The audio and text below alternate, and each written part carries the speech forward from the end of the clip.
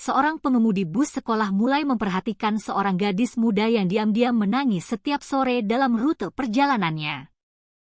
Perilakunya semakin mengkhawatirkan dari hari ke hari. Suatu sore setelah semua murid turun, ia memutuskan untuk menyelidiki dan melihat ke bawah tempat duduk gadis itu. Dan apa yang ia temukan membuatnya terkejut.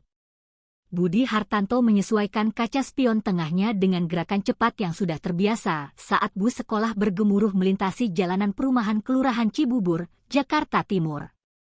Di usianya yang ke-62, mantan montir itu telah menemukan karir kedua yang tak terduga sebagai pengemudi bus sekolah. Pekerjaan yang memberinya rutinitas dan tujuan setelah 35 tahun memperbaiki mesin dan transmisi. Sinar matahari sore menembus jendela menciptakan bayangan panjang di sepanjang kursi berwarna biru keabu-abuan. Budi melirik jam tangannya. Pukul 15.45 tepat waktu untuk pengantaran pulang sore. Sebagian besar siswa dari SMP Negeri 12 Cibubur asyik mengobrol tentang rencana akhir pekan, ujian yang akan datang atau gosip terbaru di Instagram dan TikTok. Kebisingan khas remaja memenuhi bus. Tapi saat Budi kembali memeriksa kaca spionnya, pandangannya tertuju pada seorang gadis yang duduk sendirian di dekat depan. Dia duduk 3 baris dari depan, tepat di atas ventilasi udara.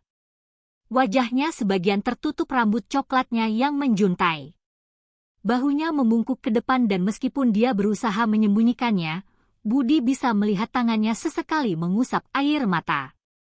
Ini adalah hari ketiga berturut-turut dia melihat gadis itu menangis selalu dengan pola yang sama. Diam dan tertutup saat bus penuh. Perlahan-lahan menunjukkan emosinya saat siswa turun satu persatu. Budi mengernyit. Kekhawatiran mengukir garis-garis lebih dalam di wajah tuanya.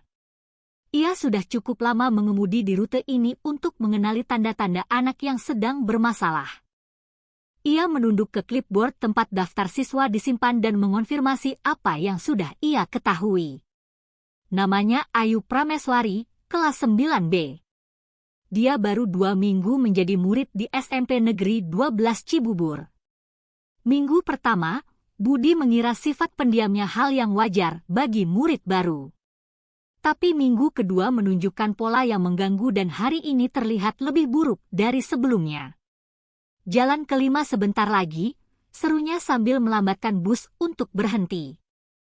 2 anak laki-laki mengambil tas mereka dan berjalan ke depan mengucapkan terima kasih saat turun dari bus. Budi mengamati mereka berjalan menuju rumah sebelum menutup pintu dan melanjutkan rute. Dengan setiap perhentian, bus semakin sepi dan Budi terus mencuri pandang ke arah Ayu melalui spion. Hanya tinggal 5 siswa dan perhentian Ayu adalah yang terakhir.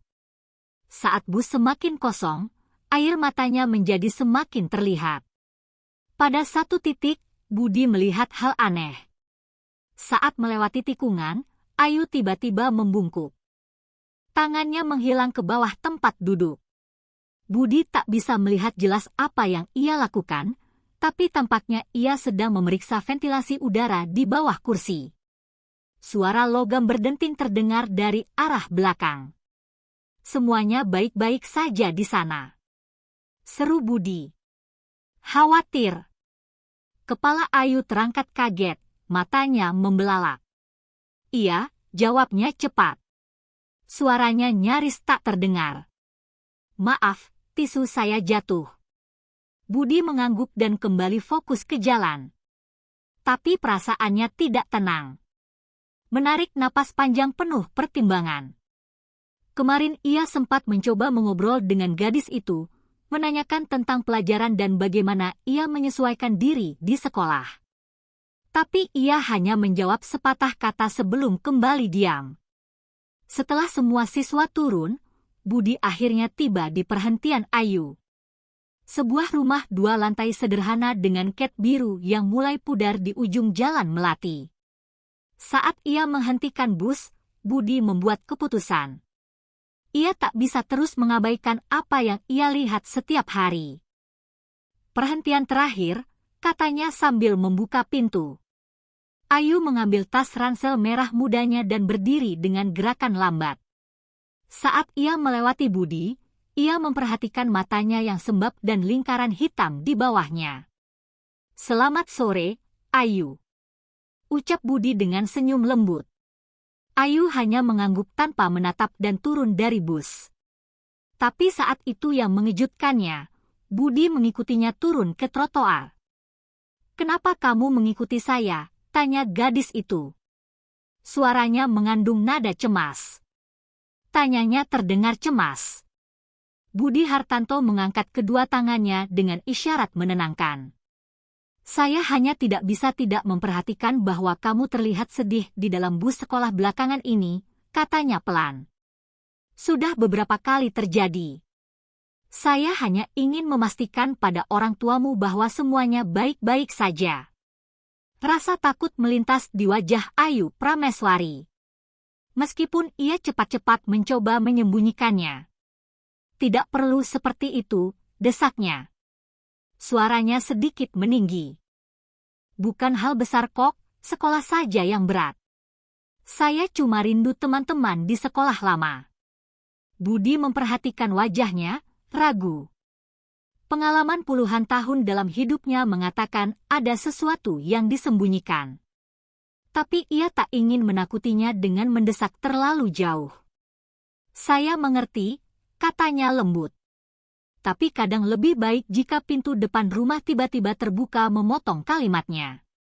Seorang pria keluar ke beranda, ekspresinya datar. "Ayo masuk sekarang," katanya tajam. Ayu menoleh pada Budi dan melemparkan tatapan yang seolah memohon. Sebelum berlari cepat masuk rumah, langkahnya tergesa-gesa melintasi teras beton. Pandangan pria itu kemudian beralih ke Budi. "Ada masalah?" tanyanya. Suaranya datar tapi terasa tidak bersahabat. Budi ragu sejenak sebelum memutuskan untuk mendekat. Ia berjalan di jalan setapak menuju beranda, berhenti di jarak sopan. "Tidak ada masalah, Pak," jawabnya. "Nama saya Budi Hartanto, pengemudi bus sekolah untuk Ayu. Saya hanya ingin memastikan karena saya perhatikan dia terlihat sedih saat pulang." Ekspresi pria itu tetap tak berubah. "Saya Irwan Mulyono, ayah tiri Ayu." Katanya ibunya tidak ada di rumah sekarang. Budi mengangguk. "Saya hanya ingin memberitahu bahwa Ayu sering menangis di dalam bus. Saya khawatir mungkin ada sesuatu yang mengganggunya." Wajah Irwan sedikit melunak. Meskipun matanya tetap kosong. Neneknya baru saja meninggal. Jelasnya itu berat bagi kami semua. Tapi terutama bagi Ayu. Mereka sangat dekat. Semoga dia bisa segera melewatinya. "Turut berduka cita," kata Budi, sedikit merasa lega mendengar adanya penjelasan. "Mohon maaf kalau saya terlihat mencampuri." "Terima kasih," kata Irwan. Sudah mulai berbalik. "Selamat sore." Sebelum Budi sempat membalas, pintu tertutup rapat dengan bunyi klik tegas. Dalam perjalanan kembali ke bus, Budi tidak bisa menghilangkan perasaan tidak enak di hatinya. Penjelasan sang ayah tiri memang masuk akal, tapi sikapnya terasa ganjil. Tak ada sedikit pun nada duka saat menyebut kematian sang nenek dan ia terlihat sangat ingin menyingkirkan Budi secepat mungkin. "Mungkin aku terlalu curiga," gumam Budi saat kembali ke kursi kemudi. Bisa jadi dia hanya orang tertutup. Namun saat ia menyalakan mesin dan perlahan menjauh dari jalan melati, bayangan tatapan memohon Ayu terus terbayang dalam pikirannya. Budi mengendarai bus sekolah kembali ke pobi sekolah, menyusuri jalanan yang sudah sangat ia kenal tanpa benar-benar sadar. Karena pikirannya terus dipenuhi kekhawatiran. Matahari sore mulai turun. Bayangan panjang menjalar di antara rumah-rumah saat ia tiba di depot. Setelah memarkir bus di tempatnya, ia memulai rutinitas akhir harinya. Ia berjalan menyusuri lorong bus, memeriksa setiap kursi kalau ada barang siswa yang tertinggal, dan mengumpulkan tumpukan sampah, tugas sekolah yang diremas, kemasan keripik Citato, dan botol air minum setengah penuh.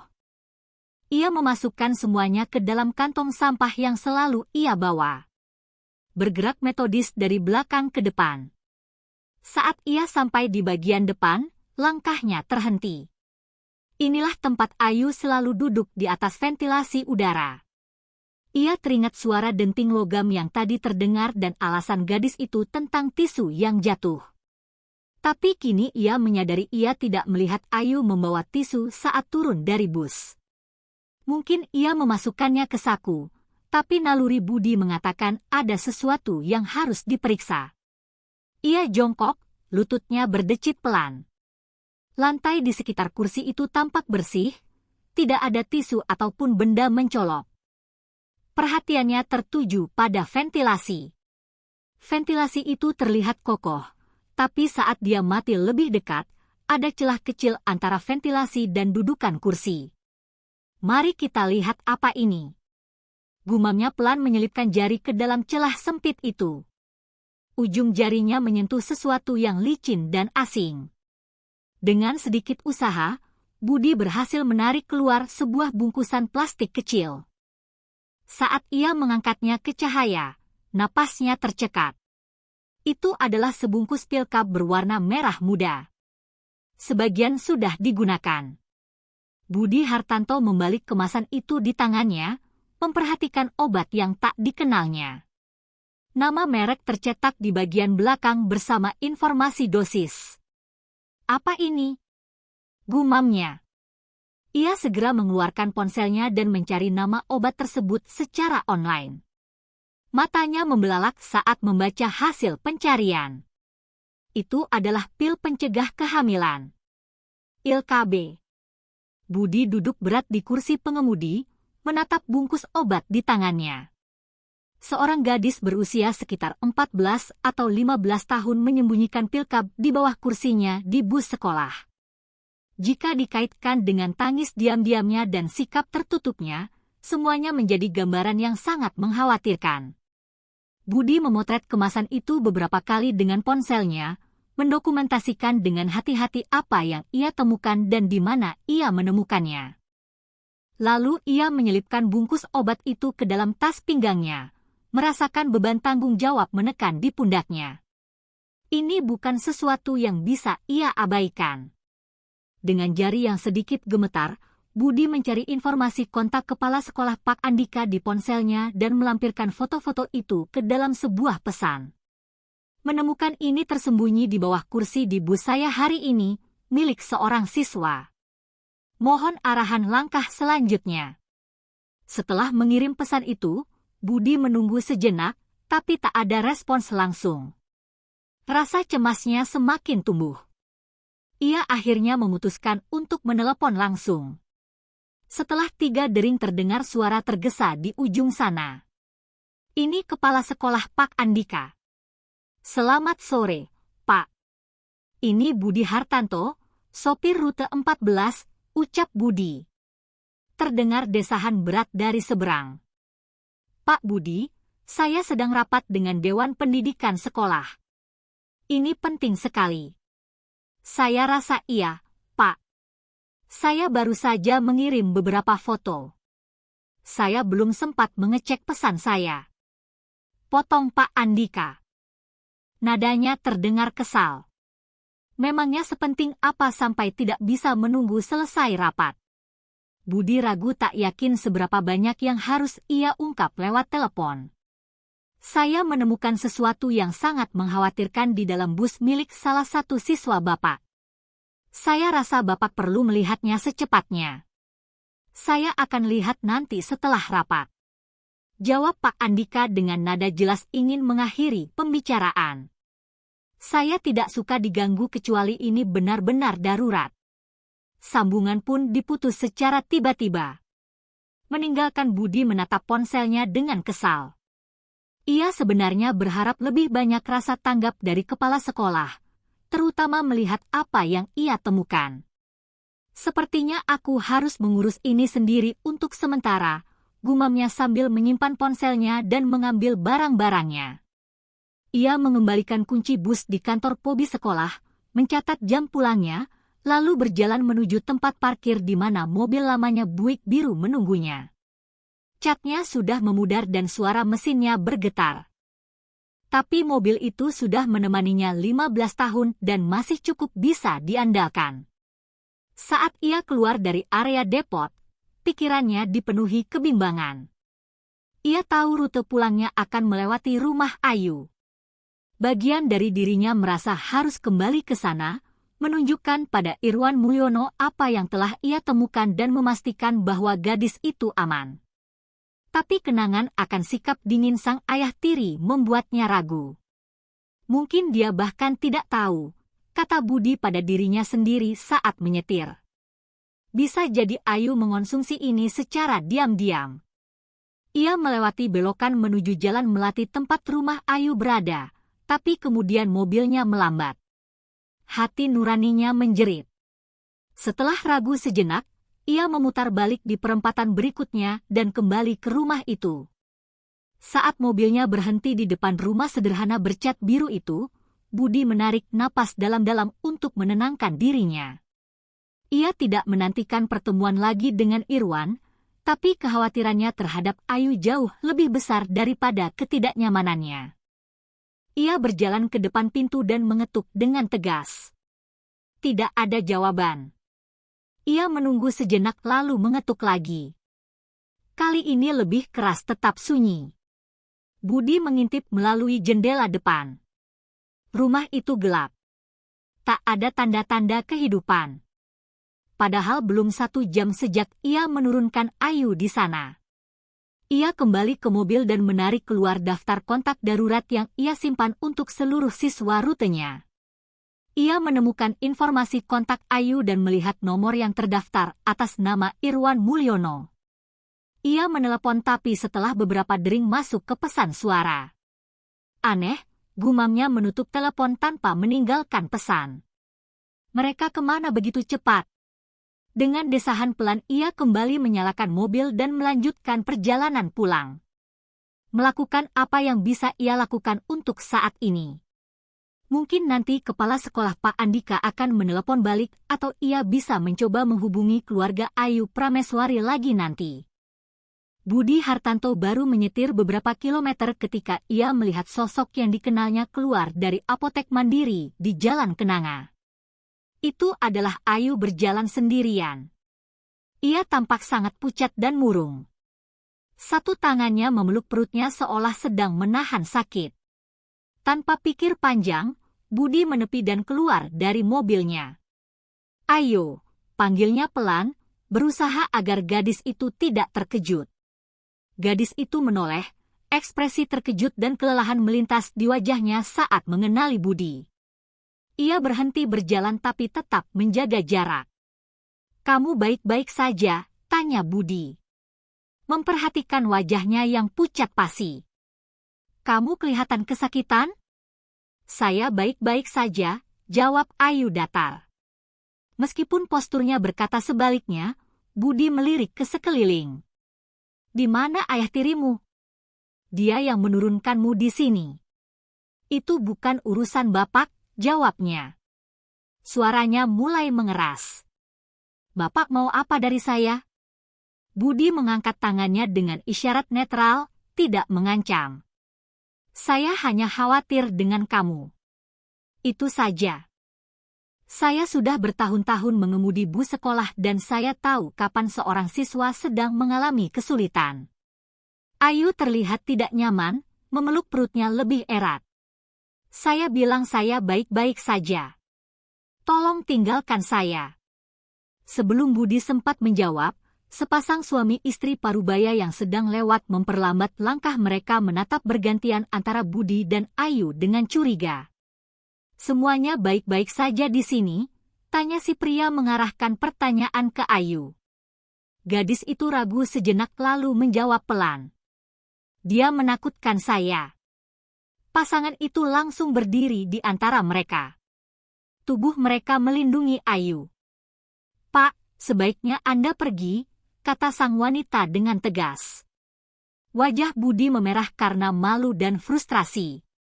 Saya sopir bus sekolahnya. Saya hanya ingin memastikan apakah dia butuh bantuan. Dia jelas-jelas tidak ingin bantuan Anda, jawab pria itu. Sebaiknya Anda pergi sebelum kami hubungi polisi. Menyadari bahwa tak ada cara untuk menjelaskan tanpa memperkeruh keadaan, Budi akhirnya kembali ke mobilnya dengan enggan. Saat ia menjauh dari trotoar, ia melihat ke kaca spion dan melihat pasangan itu sudah kembali berjalan, meninggalkan Ayu sendirian lagi. Ia memperlambat mobilnya, mengamati saat Ayu tiba-tiba membungkuk di dekat tong sampah dan muntah hebat. Ada yang sangat tidak beres di sini, gumam Bi. Perasaannya semakin kacau. Naluri pertamanya adalah menelepon 112. Tapi apa yang akan ia katakan? Bahwa seorang gadis bilang ia takut padanya, bahwa ia menemukan pil cup dan sekarang gadis itu muntah. Ia tak memiliki bukti nyata akan bahaya langsung dan melibatkan pihak berwenang tanpa bicara dengan orang tua terlebih dulu bisa menciptakan masalah yang tidak perlu. Akhirnya Budi memutuskan untuk mengawasi dari jauh. Ia memarkir mobilnya di seberang jalan. Merasa tidak nyaman karena seolah membuntuti seorang anak gadis, namun yakin bahwa niatnya tulus. Jika melihat sesuatu yang benar-benar membahayakan, ia akan bertindak. Dari posisi menginta, Budi melihat Ayu kembali berdiri dan dengan langkah goyah berjalan menuju sebuah toko minuman keras kecil di ujung blok. Ia menghilang ke dalam dan Budi menunggu. Sesekali memeriksa ponselnya, apakah ada tanggapan dari kepala sekolah? Sekitar 10 menit kemudian, ada gerakan dari dalam toko. Ayu muncul kembali, namun kali ini tidak sendirian. Irwan Mulyono menyusul di belakangnya, mengunci pintu dan membalik tanda dari buka menjadi tutup. Budi menyadari bahwa Irwan mungkin pemilik atau pegawai toko itu. Menjelaskan kenapa dia tidak ada di rumah tadi. Mereka berjalan menuju sedan yang terparkir tak jauh. Dari jendela mobilnya, Budi melihat Irwan menyerahkan sesuatu kepada Ayu untuk diminum. Dari jarak itu, ia tak bisa memastikan apakah itu bir atau hanya minuman ringan seperti teh botol. Ayu menerimanya tanpa semangat, pandangannya tertunduk. Jari Budi melayang di atas tombol panggilan darurat di ponselnya. Haruskah ia menelepon polisi? Bagaimana jika semua ini hanyalah kesalahpahaman?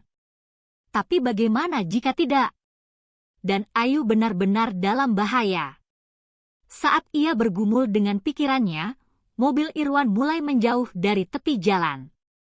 Dengan keputusan sepersekian detik, Budi menyalakan mesin dan mulai mengikuti mereka. Ia memutuskan untuk mengikuti mereka hanya untuk memastikan bahwa Ayu Prameswari aman sambil terus mencoba menghubungi pihak sekolah yang berwenang. Saat Budi Hartanto mengikuti sedan Irwan Mulyono dari jarak aman, pikirannya berputar mencari cara lain untuk membantu. Kepala sekolah Pak Andika belum membalas pesannya, tapi mungkin masih ada staf lain di sekolah yang bisa ia hubungi. Dengan satu mata tetap fokus ke jalan, Budi menggulir daftar kontaknya hingga menemukan nomor wali kelas Ayu, yaitu Burini Kartika. Ia ingat pernah bertemu dengannya di awal tahun ajaran saat hari orientasi staf dan mengenangnya sebagai guru yang peduli dan teliti. Ia menyalakan speaker, meletakkan ponsel di tempat gelas, dan menunggu nada sambung. "Halo," jawab suara wanita setelah dering ketiga. "Burini, ini saya Budi Hartanto, sopir bus rute 14. "Ya, Pak Budi, ada apa ya?" Nadanya terdengar sedikit terkejut menerima panggilan dari seorang sopir. "Saya menelepon soal salah satu murid Ibu, Ayu Prameswari." Jelas Budi, menjaga suaranya rendah. Meskipun tak mungkin Irwan atau Ayu mendengarnya dari dalam mobil lain. Ibu memperhatikan ada sesuatu yang aneh dengan perilakunya belakangan ini. Ada jeda singkat sebelum Burini menjawab, nadanya berubah lebih serius. Sebenarnya ya, dia sangat pendiam, tidak pernah berinteraksi dengan siswa lain dan sering izin ke toilet beberapa kali dalam satu pelajaran.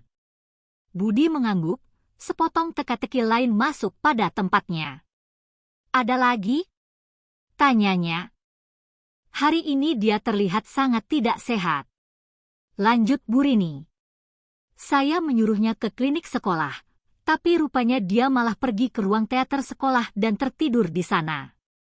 Salah satu guru teater menemukannya belakangan." "Ibu sudah melaporkannya ke Pak Andika?" tanya Budi sambil tetap menjaga jarak dari mobil yang ia ikuti. "Sudah, tapi beliau menganggapnya cuma pembangkangan mahasiswa baru. Katanya akan ditangani besok setelah selesai rapat dengan Dewan Sekolah." Bu Rini terdiam sejenak. "Kenapa Bapak menanyakan ini?" "Ada sesuatu terjadi di dalam bus." Budi menarik napas panjang. "Saya menemukan sesuatu di bawah kursi Ayu hari ini."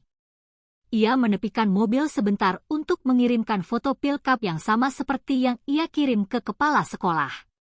"Saya kirim fotonya sekarang." Ia mendengar suara notifikasi lembut lalu keheningan saat Bu Rini menatap gambar-gambar itu. "Ini pil kabirnya." Suaranya tertahan oleh keprihatinan. "Bapak menemukannya di mana tepatnya?" "Tersembunyi di bawah tempat duduk yang selalu ia tempati," jawab Budi. "Dari yang saya amati dan dari yang Ibu katakan tadi, saya sangat khawatir." "Ini serius," sahut Bu Rini.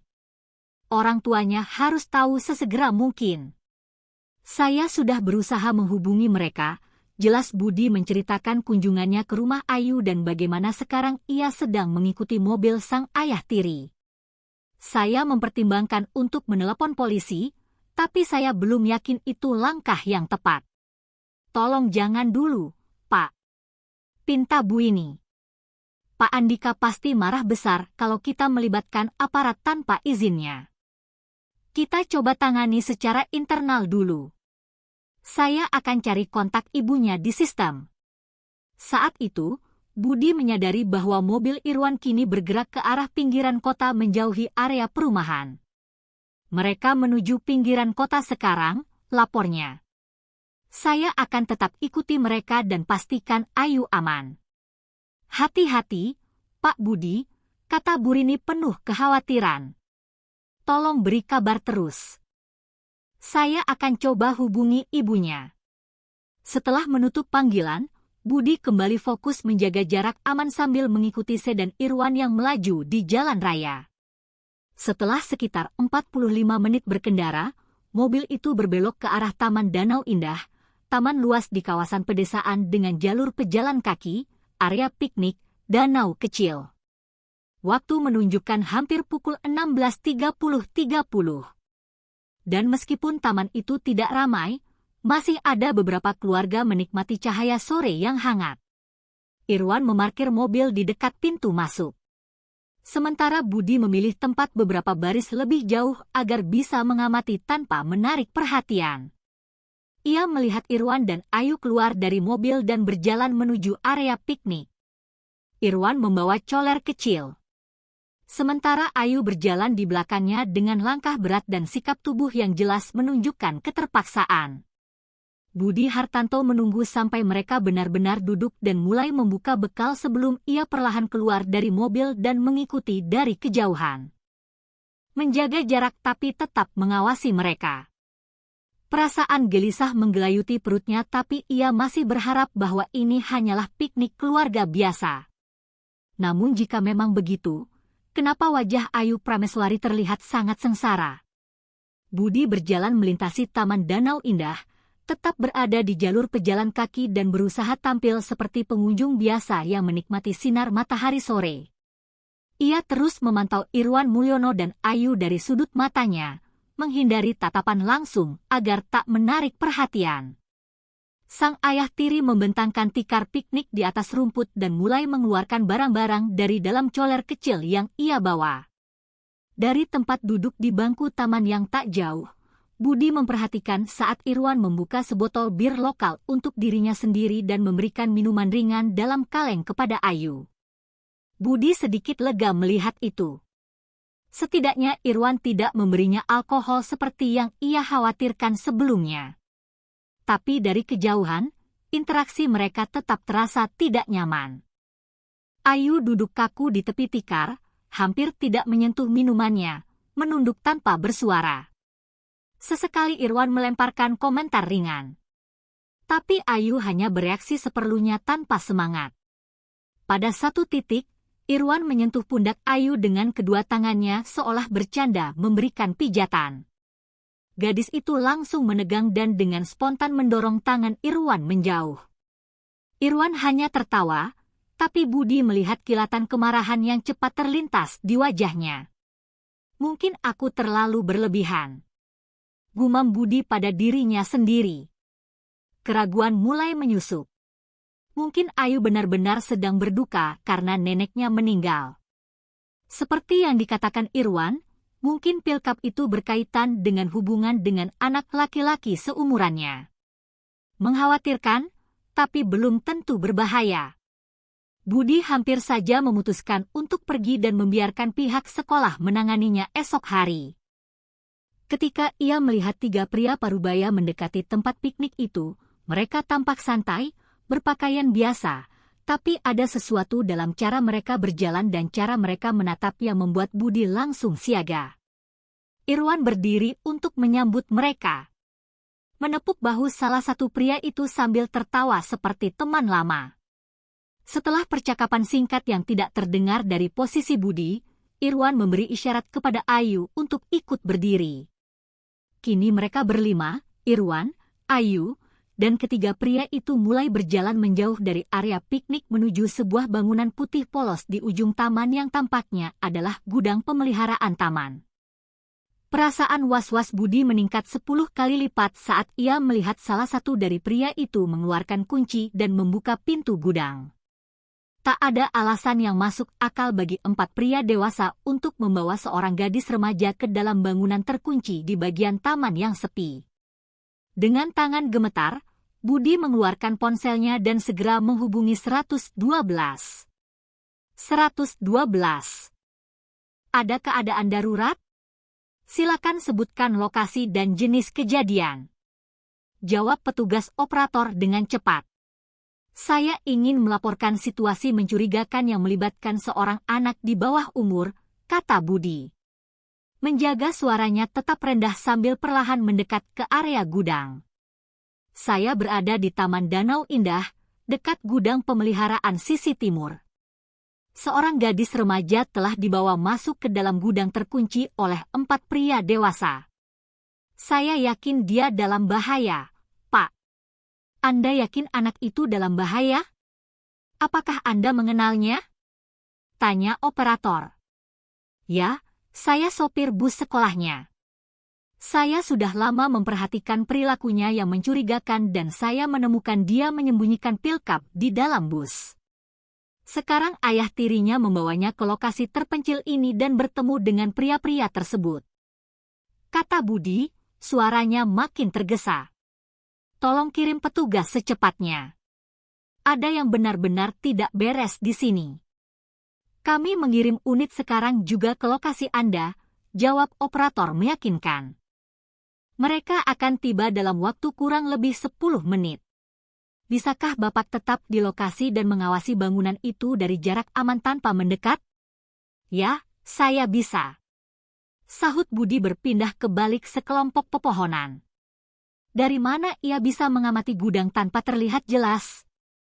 Bisakah Anda menggambarkan ciri-ciri orang-orang yang terlibat? Tanya operator selanjutnya. Budi Hartanto memberikan deskripsi semampunya tentang Irwan Mulyono, Ayu Prameswari, dan ketiga pria lainnya, termasuk detail pakaian mereka dan mobil-mobil yang terparkir di area taman.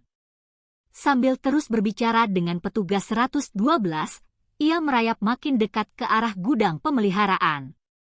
Kekhawatirannya terhadap Ayu mengalahkan naluri kehati-hatiannya. Bangunan itu memiliki jendela kecil berdebu yang terletak tinggi di dinding. Budi mendekati salah satunya dan menyeka debu dengan lengan bajunya agar bisa mengintip ke dalam. Pencahayaan di dalam tampak redup, tapi ia bisa melihat dengan samar sosok 4 pria dewasa mengelilingi Ayu. Gadis itu terpojok di dinding, wajahnya basah oleh air mata. Lakukan saja yang kusuruh, Ayu. Suara Irwan terdengar samar. Teredam dinding tipis tapi tetap bisa didengar. Kamu tahu apa yang terjadi kalau kamu nggak nurut? Kan? Tolong jangan paksa saya. Rintih Ayu. Suaranya pecah karena takut. Saya gak sanggup.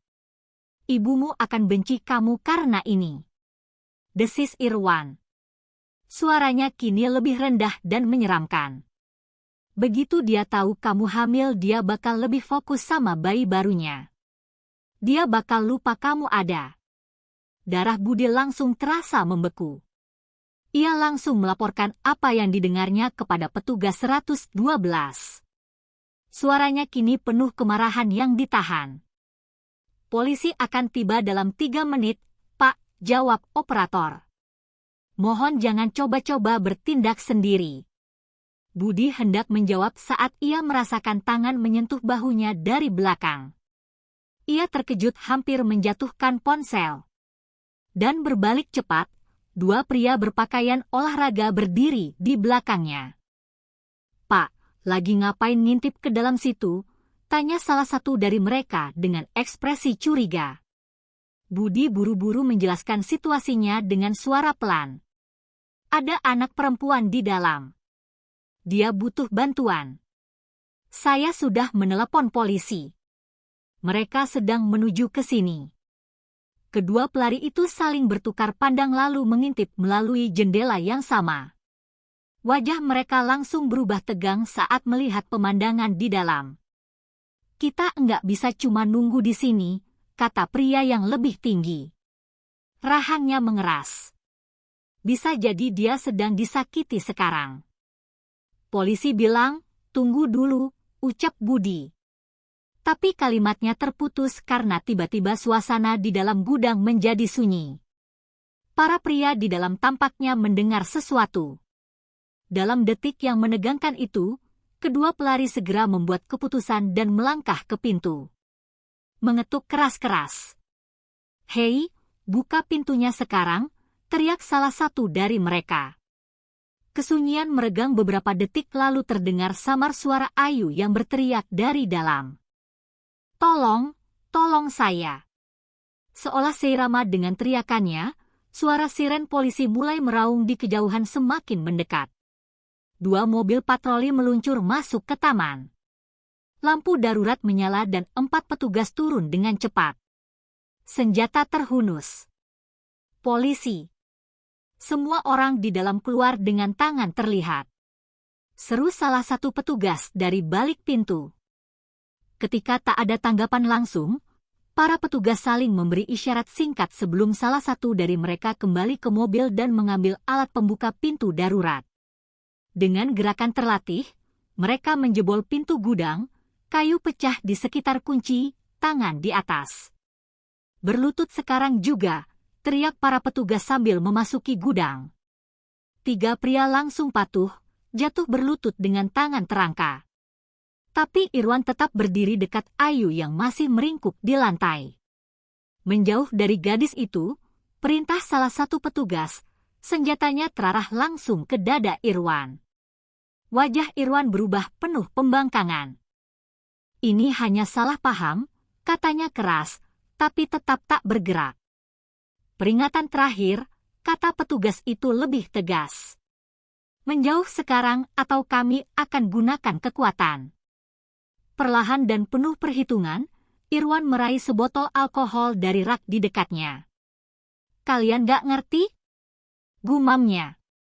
Tangannya menggenggam leher botol. Letakkan sekarang juga. Teriak beberapa petugas serentak. Lepaskan atau kami tembak. Dalam ketegangan yang menyesakkan itu, sempat terlihat seolah Irwan akan melakukan tindakan nek. Tapi akhirnya dengan geraman marah, ia menjatuhkan botol itu kembali ke rak dan mengangkat kedua tangannya. Berlutut. Ulang petugas. Akhirnya Irwan menurut jatuh berlutut. Para petugas segera bergerak cepat memborgolnya dengan sigap. Saat para pria itu digiring keluar satu persatu, tatapan Irwan mengunci ke arah Budi yang berdiri di luar gudang. Wajahnya berubah menjadi penuh amarah. Dengan kekuatan mendadak yang mengejutkan, Irwan Mulyono tiba-tiba melompat ke arah Budi Hartanto. Nyaris melepaskan diri dari pegangan petugas. "Kamu ini semua salahmu," teriaknya mencoba menyundul kepala Budi sebelum akhirnya berhasil dipiting kembali oleh dua petugas yang lain. Budi mundur selangkah, terkejut melihat ledakan kekerasan itu.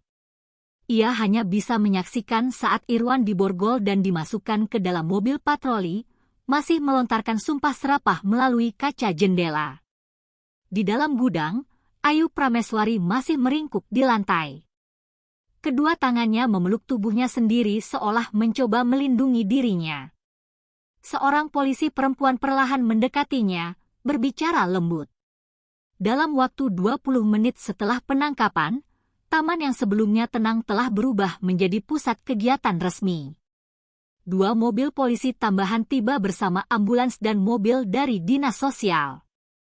Garis polisi warna kuning membentang di sekitar gudang. Sementara petugas sibuk mencatat kesaksian dari Budi dan dua pelari yang membantu. Petugas medis mengajak Ayu duduk di belakang ambulans, memeriksa tekanan darah, dan memberinya selimut meski udara sore itu hangat. Seorang pekerja sosial perempuan duduk di sampingnya, berbicara dengan nada tenang dan menenangkan. Meski Budi tak bisa mendengar percakapannya dari kejauhan, ia memperhatikan saat kedua pelari selesai memberikan kesaksian. Mereka menunduk sopan ke arahnya saat meninggalkan lokasi. Salah satu dari mereka memberi isyarat jempol ke arah Budi, sebuah tanda hormat yang tulus. Budi merasa sangat bersyukur atas keberanian mereka. Orang asing yang memilih bertindak, padahal bisa saja mereka berlalu begitu saja. Setelah menyelesaikan keterangannya, Budi melihat Ayu menatap ke arahnya. Matanya masih merah karena menangis, namun kini menyimpan ekspresi baru, ragu tapi penuh terima kasih. Ia berkata sesuatu kepada pekerja sosial yang kemudian mengangguk dan memberi isyarat kepada Budi untuk mendekat. Ia melangkah perlahan ke arah ambulans, tak ingin mengejutkan gadis itu. "Terima kasih," bisik Ayu saat Budi mendekat, suaranya serak dan pelan. Budi mengangguk, tenggorokannya tercekat oleh emosi. "Aku hanya senang kamu sekarang aman," ucapnya. Ia berlutut agar sejajar dengan Ayu, lalu mengeluarkan paket pil dari tas pinggangnya dan menunjukkannya kepada Ayu dan petugas yang mendampingi. "Ayu," ucapnya lembut. "Aku menemukan ini di bawah kursimu di dalam bus. Aku rasa kamu perlu jelaskan kepada mereka tentang pil ini. Kalau kamu meminumnya karena sesuatu yang dilakukan ayah tirimu." Wajah Ayu langsung berubah saat melihat pil itu. Tangisannya kembali pecah. Ia menatap Budi, pekerja sosial, dan petugas polisi perempuan di sampingnya. "Tidak apa-apa, Ayo," kata pekerja sosial itu lembut. "Kamu tidak akan dimarahi. Kami hanya ingin memahami apa yang sedang terjadi supaya bisa membantumu." Ayu menarik napas dalam-dalam lalu mulai bicara dengan suara yang nyaris tak terdengar. "Ibu cerai sama ayah kandungku tahun lalu," katanya pelan. "Ayah ditangkap karena kasus penipuan." Ia menarik selimut lebih erat ke tubuhnya. "Lalu ibu ketemu sama Irwan dan enggak lama kemudian hamil. Ibu udah 2 minggu enggak di rumah. Dia tinggal di rumah nenek. Katanya tradisi keluarga supaya bisa lahiran di sana dan ngurus bayi selama sebulan." Pekerja sosial itu mencatat perlahan. Sesekali mengangguk memberi semangat. "Kapan Irwan mulai menyakitimu?" tanya petugas perempuan dengan suara hati-hati. Ayu menunduk menatap tangannya sendiri. "Sebulan lalu," bisiknya, "dia mulai masuk kamarku malam-malam waktu aku tidur. Aku takut banget. Tapi dia bilang kalau aku cerita, apalagi ke ibu, dia bakal bunuh kami semua, termasuk bayinya juga." Suaranya patah, jadi aku cuma diam aja. "Terus soal pil ini?" tanya Budi lembut menunjuk ke bungkus pil KB. Ayu mengangguk pelan. "Aku mulai merasa mual tiap pagi. Ada teman cewek di sekolah yang lihat dan bilang mungkin aku hamil. Dia suruh aku beli pil Kabil. Aku enggak terlalu ngerti. Tapi dia bilang itu bisa bantu. Jadi aku beli pakai uang yang aku simpan sendiri. Para medis itu saling bertukar pandang dengan pekerja sosial. Keduanya tampak khawatir. Ayo, ujar para medis. Hati-hati. Kalau kamu sudah mulai merasa mual seperti orang hamil, maka pil pencegah kehamilan tidak akan membantu. Pil itu mencegah kehamilan sebelum terjadi, bukan menghentikan yang sudah dimulai. Ayu menatap ke atas, matanya penuh kebingungan dan ketakutan. Aku gak tahu. Aku pikir itu akan menghentikan rasa mualnya. Seseorang menemukan pil itu di dalam tas sekolahku, lanjutnya. Makanya aku mulai menyembunyikannya di bawah kursi bus tempat aku selalu duduk. Polisi perempuan itu meletakkan tangannya dengan lembut di bahu Ayu. Ayu, kami harus menghubungi ibumu dan pihak sekolahmu. Kami juga perlu membawa kamu ke dokter untuk diperiksa. Apakah kamu benar-benar hamil? Jangan. Tolong jangan. Pintu panik kembali terdengar dalam suaranya. Aku enggak mau ini. Aku enggak bisa hamil. Ibu bakal benci aku. Ibumu tidak akan membencimu, kata pekerja sosial dengan tenang. Semua ini bukan salahmu. Ayu, ayah tirimu yang melakukan hal buruk, bukan kamu. Kami tetap harus bicara dengan ibumu, kata polisi dengan suara tegas namun lembut. Ini bukan sesuatu yang bisa disembunyikan darinya. Bahu Ayu merosot, menyerah dalam keputusasaan. Air matanya kembali mengalir tanpa suara. Budi menyaksikan semuanya dengan hati yang berat. Selama bertahun-tahun menjadi sopir bus sekolah, ia sudah pernah melihat anak-anak bermasalah, tapi tidak pernah yang separah ini. Ia berdeham pelan, menarik perhatian para petugas. Kalau diperbolehkan, katanya, saya ingin ikut menemani Ayu ke rumah sakit. Saya ingin pastikan dia tidak sendirian sambil menunggu ibunya datang. Pekerja sosial itu mempertimbangkannya sejenak lalu mengangguk. Tidak apa-apa, Pak Budi. Kami juga akan mencatat pernyataan Anda di rumah sakit nanti. Seorang polisi menghampiri mereka. Kepala sekolahnya sudah kami hubungi, ujarnya. Beliau akan menyusul ke rumah sakit.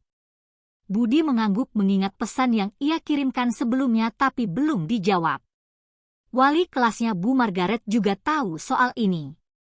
Saya sudah menelepon beliau saat saya mulai khawatir, katanya akan kami hubungi juga. Polisi itu mengonfirmasi, sekarang mari kita bawa Ayu ke rumah sakit untuk penanganan yang layak. Di unit gawat darurat Rumah Sakit Umum Willow Glen, suasana sibuk seperti biasa. Budi duduk di kursi plastik yang tidak nyaman menunggu kabar terbaru. Setelah tiba, Ayu langsung dibawa untuk diperiksa. Sementara Budi memberikan kesaksian kepada polisi di ruang kecil di ujung koridor. Ia melirik jam tangannya. Sudah hampir 2 jam sejak mereka tiba di rumah sakit. Pekerja sosial yang bernama Rivera sesekali memberi kabar, tapi detailnya terbatas karena alasan privasi. Saat Budi menyeruput kopi dari mesin otomatis yang rasanya hambar, Rivera menghampirinya lagi. Pak Budi, katanya duduk di sebelahnya. Ayu ingin bertemu dengan Anda. Pemeriksaan awal sudah selesai. Dia sudah dipindahkan ke ruang perawatan pribadi. Kalau Anda bersedia, saya bisa mengantar sekarang. Budi langsung berdiri. Tentu saya mau. Rivera memimpin melewati lorong rumah sakit sampai ke sebuah ruang kecil tempat Ayu duduk di tepi ranjang. Ia tampak begitu mungil dalam balutan gaun rumah sakit yang terlalu besar. Matanya masih sembab. Meski air matanya sudah berhenti untuk sementara. Seorang dokter perempuan sedang mencatat sesuatu di tablet dekat jendela. Pak Budi, suara Ayu terdengar pelan. ada secercah lega di sana. Bagaimana kabarmu, Nak? Budi menyapa lembut, duduk di kursi di sebelah ranjangnya. Sebelum Ayu menjawab, dokter itu angkat bicara. Saya Dr. Ken, katanya. Saya dengar Bapak adalah orang pertama yang menyadari ada yang tidak beres. Budi mengangguk. Saya sopir bus sekolah Ayu. Saya perhatikan dia sering menangis di bus. Lalu saya menemukan pil itu di bawah kursinya. Ekspresi Dr. Chen menjadi serius. Dr. Chen menghela napas dalam-dalam. Saya sudah menyelesaikan pemeriksaan terhadap Ayu dan saya bisa memastikan bahwa dia memang hamil. Kehamilan baru masuk minggu pertama. Budi memejamkan matanya sejenak. Konfirmasi dari ketakutannya terasa seperti hantaman keras. Saat ia membuka mata lagi, ia melihat air mata mengalir diam-diam di pipi Ayu. Keributan di lorong memecah keheningan. Suara seorang wanita terdengar panik bertanya-tanya pada staf rumah sakit. Detik kemudian, pintu terbuka lebar dan dua wanita masuk terburu-buru. Seorang berusia akhir 30-an dan yang lain mungkin 20 tahun lebih tua.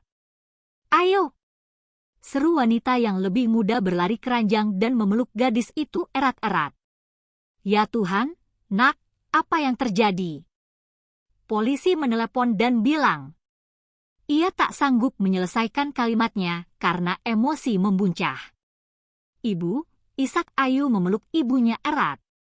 Wanita yang lebih tua kemungkinan nenek Ayu berdiri di ujung ranjang dengan wajah penuh kemarahan. Di mana dia? Bentaknya. Di mana monster itu? Akan saya bunuh sendiri. Dr. Chen maju ke depan. Kartini dan ibu dari Nyonya. Kartini. Saya Dr. Chen yang merawat Ayu sejak ia tiba. Mungkin kita bisa bicara secara pribadi tentang kondisinya. Wajahi Kartini memucat. Kondisi ada apa dengan anak saya? Dr. Chen melirik ke arah Ayu lalu kembali ke ibunya. Maaf, Bu. Ayu sedang hamil. Ucapan itu terasa seperti bom yang meledak di ruangan kecil itu. Kartini terhuyung, wajahnya kehilangan semua warna. Ibunya segera menyokongnya, membantunya duduk di kursi. Tangannya gemetar menutupi mulut. Tidak, bisiknya. Tidak mungkin dia masih anak-anak. Maafkan aku, Ibu. Kata Ayu, suaranya bergetar. Aku mencoba menolaknya, tapi itu bukan salahmu. Potong ibunya tegas, menggenggam tangan. Ayu, dengar baik-baik. Ini semua bukan salahmu. Ini salahnya Bayu. Kata-kata itu tak sempat diselesaikan. Kartini terisak keras, tubuhnya terguncang. Sang nenek menatap Dr. Chen dengan ekspresi tegas. Apa saja pilihannya? Dia baru 14 tahun. Dia tidak bisa punya bayi. Benar. Kehamilan di usia seperti ini sangat berisiko bagi kesehatan. Dan mengingat kasus kekerasan yang dialami, ada pilihan untuk melakukan penghentian kehamilan jika itu yang Ayu dan keluarga anggap terbaik. Rivera, pekerja sosial menambahkan dengan lembut, di provinsi kita, hukum terkait penghentian kehamilan sangat progresif. Jika kalian memilih opsi itu, tidak ada hambatan hukum yang akan menghalangi. Budi merasa seperti penyusup dalam momen keluarga yang begitu pribadi. Mundur pelan, saya sebaiknya beri kalian waktu sendiri, katanya sambil berjalan ke arah pintu. Tunggu. Panggil Ayu, jangan pergi dulu. Ibunya menoleh baru menyadari keberadaan Budi. Siapa Anda? Ini Pak Budi. Bu, jelas. Dia sopir bus sekolah Ayu. Dia yang pertama menyadari ada yang tidak beres dan akhirnya menghubungi pihak berwajib. Nenek Ayu mendekat dengan mata berlinang, menggenggam tangan Budi erat-erat. Kamu menyelamatkan cucu kami, katanya dengan suara bergetar. Terima kasih. Terima kasih. Budi mengangguk kikuk. Tak nyaman dipuji. Saya hanya melakukan apa yang seharusnya dilakukan siapun. Kartini bangkit perlahan lalu memeluk Budi tanpa diduga. Terima kasih. Bisiknya sebelum melepaskan pelukan dan menyeka air matanya. Ketukan di pintu terdengar. Lalu seorang petugas polisi masuk. Pak Budi, boleh saya bicara sebentar? Budi mengangguk dan mengikuti polisi ke lorong, meninggalkan keluarga Ayu untuk berdiskusi dengan dokter dan pekerja sosial. Saya ingin memperbarui informasi untuk Anda, kata polisi itu ketika mereka sudah berada di sudut lorong yang tenang. Bayu Wijaya sekarang sudah ditahan dan dikenakan berbagai tuduhan serius. Dia sendiri belum bicara, tapi 3 pria lain yang kami tangkap bersamanya mulai bekerja sama demi keringanan hukuman. Apa yang mereka katakan? Tanya Budi, wajahnya tegang. Apa yang mereka katakan? Tanya Budi. Menurut pernyataan mereka, Bayu Wijaya memang punya sejarah perilaku predator. Dia secara khusus menargetkan ibu tunggal yang memiliki anak perempuan. Ekspresi polisi mengeras. Dia cemburu pada Ayu karena dia anak dari pernikahan pertama. Dia menyalahgunakannya dan ingin menghancurkan semangatnya supaya ibunya menolaknya dan hanya fokus pada dia serta bayi yang sedang dikandung. Budi merasa mual karena kekejaman yang begitu terencana. Apakah dia bisa bebas dengan jaminan? Polisi menggeleng. Tidak mungkin. Dengan bukti yang kami miliki dan kesaksian dari ketiga pria itu, dia menghadapi hukuman penjara yang sangat berat. Kami juga sedang menyelidiki apakah dia pernah melakukan hal serupa kepada korban lain. Budi mengangguk, lega karena akhirnya keadilan akan ditegakkan. Bagaimana dengan kepala sekolah dan Bu Margaret? Aku sudah menghubungi mereka siang tadi, jawab polisi. Keduanya sekarang ada di kantor polisi memberikan keterangan. Kami sedang menyelidiki apakah ada kelalaian dari pihak sekolah dalam mengenali atau menangani tanda-tanda kekerasan yang dialami Ayu. Budi menghela napas panjang baru menyadari bahwa selama ini ia menahannya. Bagus, itu bagus. Kami mungkin akan memintamu untuk bersaksi kalau kasus ini dibawa ke pengadilan, tambah polisi. Tapi itu masih nanti. Sekarang sebaiknya kamu pulang dan istirahat. Kamu sudah melakukan lebih dari cukup hari ini. Budi mengangguk. Lelah mulai terasa di seluruh tubuhnya. Ya, saya akan istirahat, janjinya. Ia berjalan keluar dari ruang tempat ia memberi kesaksian. Tubuhnya terasa berat oleh kelelahan. Saat berjalan di koridor rumah sakit, ia melihat seorang wanita duduk sendirian di ruang tunggu. Matanya bengkak karena menangis. Satu tangan bertumpu lembut di atas perut besarnya yang sedang hamil tua.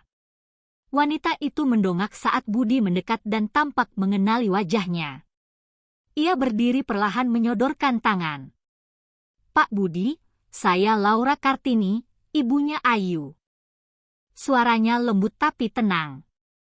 Saya belum sempat mengucapkan terima kasih dengan layak atas apa yang telah Anda lakukan. Budi menjabat tangannya pelan.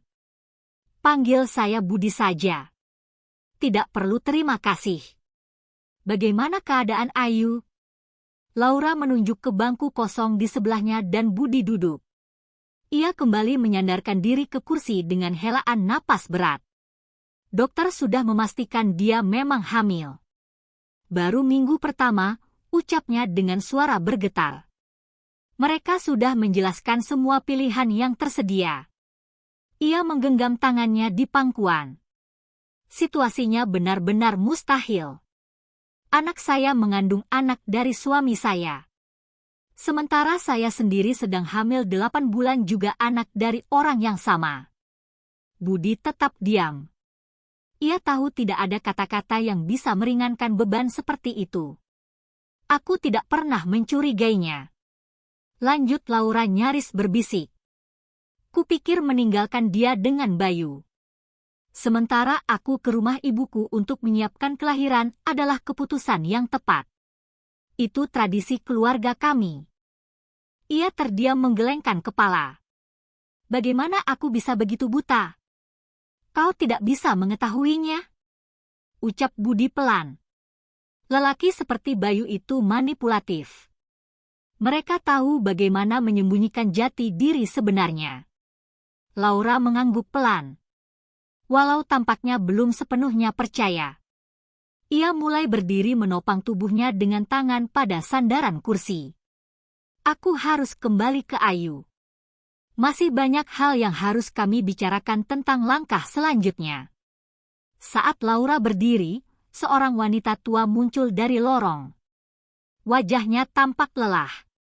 Matanya merah karena menangis, tapi tubuhnya tetap tegak dengan wibawa.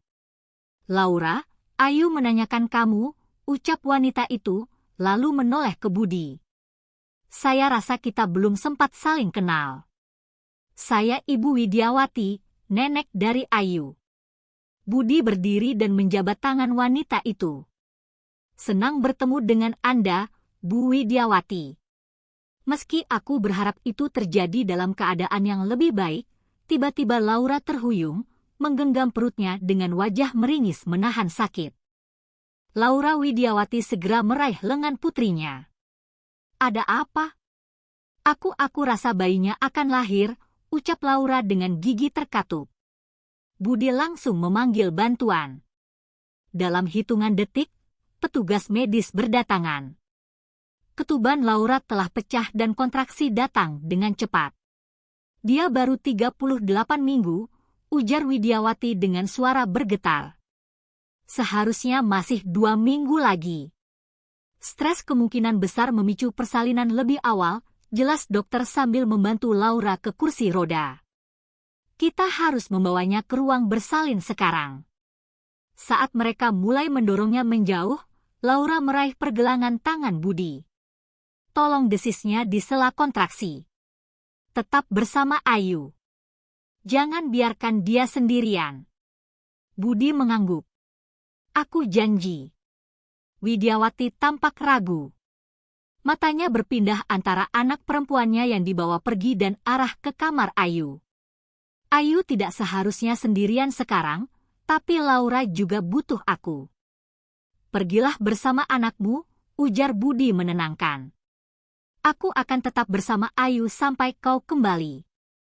Widiawati mengangguk singkat dan bergegas mengikuti tim medis. Sementara itu, Budi perlahan memasuki kamar Ayu. Gadis itu duduk di tepi ranjang. Wajahnya dipenuhi rasa takut dan kebingungan. Ibu, aku akan baik-baik saja, kan? Tanyanya segera saat melihat Budi. Ibumu kuat, jawab Budi duduk di kursi di samping ranjang. Dokter sedang merawatnya dengan sangat baik. Ayu mengangguk meskipun wajahnya tetap cemas. Dia sangat emosional saat kami membicarakan apa yang harus dilakukan. Tangannya tanpa sadar menyentuh perut.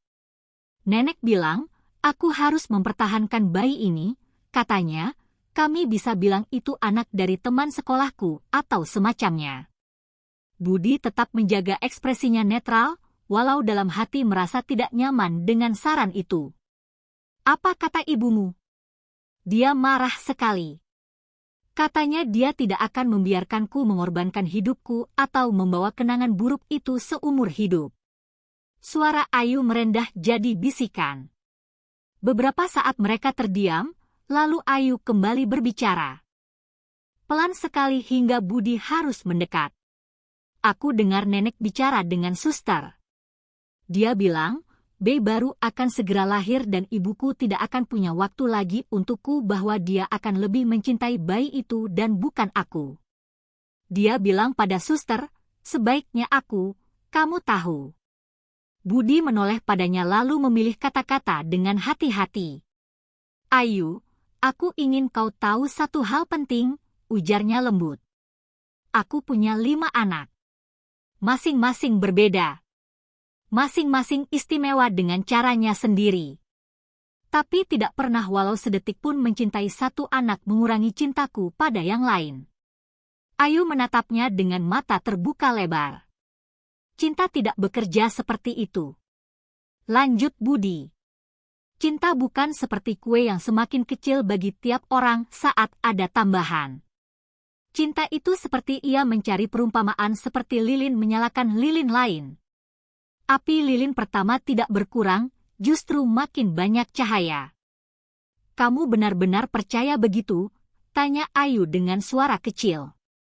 Aku tahu itu, jawab Budi yakin. Ibumu mencintaimu, Ayu. Bayi baru tidak akan mengubah itu.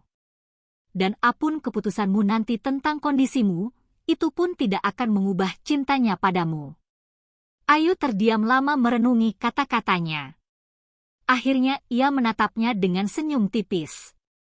Terima kasih karena menemukan pil itu dan karena mengikuti kami hari ini. Aku sangat ketakutan. Aku tidak bisa berpaling saat tahu ada sesuatu yang salah, kata Budi dengan sederhana. Itu bukan diriku. Saat mereka duduk menunggu kabar dari ruang bersalin, Budi merenungkan kejadian-kejadian yang membawanya ke sini. Hanya sebuah pengamatan kecil, rasa peduli sesaat, lalu keputusan untuk bertindak dan tidak mengabaikan. Keputusan-keputusan kecil yang telah mengubah hidup seorang gadis muda. Ia tidak tahu keputusan seperti apa yang akan diambil oleh Ayu dan keluarganya nanti atau bagaimana proses penyembuhan akan berjalan dalam hari-hari mendatang. Tapi ia tahu dengan memilih untuk peduli, dengan menolak untuk berpaling dari anak yang sedang terluka, ia telah membuat sebuah perbedaan. Dan pada akhirnya mungkin itu yang bisa kita harapkan dalam hidup melihat seseorang butuh bantuan dan punya keberanian untuk bertindak. Yeah.